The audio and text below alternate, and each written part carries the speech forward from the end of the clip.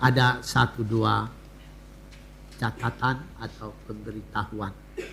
Pertama, hari ini adalah hari di mana komunitas kita akan berbagi dan menyatakan kepeduliannya dengan saudara-saudara kita di Mensa Kedoya. Itu kita sudah melakukan beberapa tahun lalu, tetapi kita stop pada waktu COVID dan ya kita coba mulai lagi dengan kelompok marginal ini, kelompok yang terpinggirkan yang akan menikmati makan malam gratis. Jadi sebelum Bapak Prabowo punya makanan gratis, kami sudah punya. Keuskupan kita sudah punya itu, memberi makanan gratis. Dan ibu bapak yang datang itu bukan orang satu agama dengan kita, tidak. Siapa saja di sekitar situ yang memang mau makan ya datang di Rumah Persahabatan Santo Egidio di Mensa Kedoya.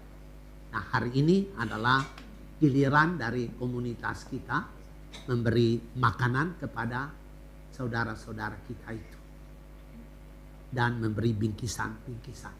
Terima kasih kepada umat kita yang sudah menyumbang untuk ini.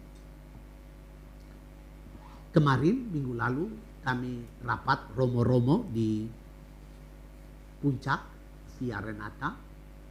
Lalu salah satu orang dari Mensa itu diundang untuk memberi ceramah kepada kami, para imam.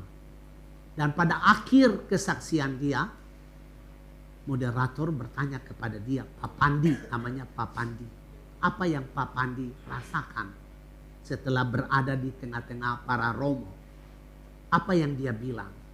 Dia katakan begini, saya merasa saya dihargai. Saya merasa saya dikasihi. Saya merasa saya bukan pemulung, tapi saya dicintai. Nah, itu kesan dia oleh karena kepedulian kita. Nah, ibu bapak, saudara-saudari, bagi ibu bapak yang mau, ya nanti bisa datang ke tempat itu, Mensa, Kedoya Mensa, itu naik jembatan, turun sedikit, belok kiri, udah nanti di ujungnya dapat Kedoya Mensa sebelah kiri. Ya, kita bisa lihat kelompok-kelompok yang marginal di sana yang mendapat makan gratis. Itu dari kita, yang sumbangan-sumbangan kita pada hari Minggu ini. Itu yang pertama. Makan gratis itu sehubungan dengan tema dari keuskupan kita yang selama tahun 2024 ini bicara tentang solidaritas dan subsidiaritas. Tadi saya sudah bilang dalam khotbah, solidaritas artinya ya kita sama-sama menanggung kesulitan-kesulitan hidup. Kita berdiri di dalam hidup orang lain yang susah dan kita berbuat sesuatu untuk dia. Kita solider. Subsidiaritas artinya kita yang di atas beri kesempatan supaya yang di bawah itu bisa bertumbuh dan berkembang. Bukan karena kita di atas, maka kita menginjak-injak yang di bawah. Nah, ini salah satu contoh bagaimana kita memberi kesempatan orang-orang yang ya tidak punya apa-apa, yang beri kesempatan supaya mereka hidup. Nah, itu yang kedua. Yang ketiga, tentu kita mengucapkan selamat ulang tahun kepada Dr. Jeffrey Dewantoro yang merayakan hari ulang tahunnya. Ya. Kenapa Ibu? Mana Dr. Jeffrey? Ya, itulah Dr. Jeffrey. Happy birthday ya Dr. Jeffrey. Dan juga kita berdoa untuk anak dari Bapak Agus dan Ibu Iin yang tinggal di Sydney, yang memulai usaha baru. Semoga juga Tuhan memberkati supaya usaha barunya ini dapat berhasil dengan baik. Bapak Agus dan Ibu Iin ada di sana itu, di sudut sana. Ya. Lalu ada apa lagi ya? Tadi saya ada lupa sedikit. Faktor U ini.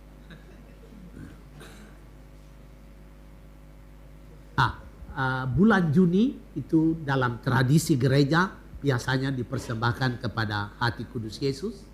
Jadi kita nanti selama hari-hari Minggu pada waktu komuni kita akan menyanyi hati Yesus, hati Tuhan kami, yang tadi kita sudah nyanyi sampai pada hari terakhir dari bulan Juni. Lalu yang terakhir sekali adalah satu catatan tanpa menyebut siapapun. Tetapi coba kita membiasakan diri supaya di mana saja kita mengikuti misa kudus. Saya biasanya memperhatikan banyak orang yang selalu terlambat. Jadi di gereja manapun juga keterlambatan itu selalu ada. Menurut hemat saya sebaiknya kita berusaha untuk tidak melakukan itu. Maksudnya supaya, karena kalau kita terbiasa dengan selalu terlambat, lalu mungkin kita tidak maksud, mungkin kita tidak punya tujuan, tetapi keterlambatan itu sebenarnya menggambarkan sikap kita, bagaimana kita bersikap kepada Tuhan.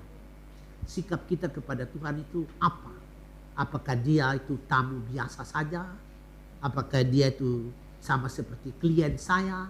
Ataukah dia itu sama dengan seorang jenderal atau seorang presiden?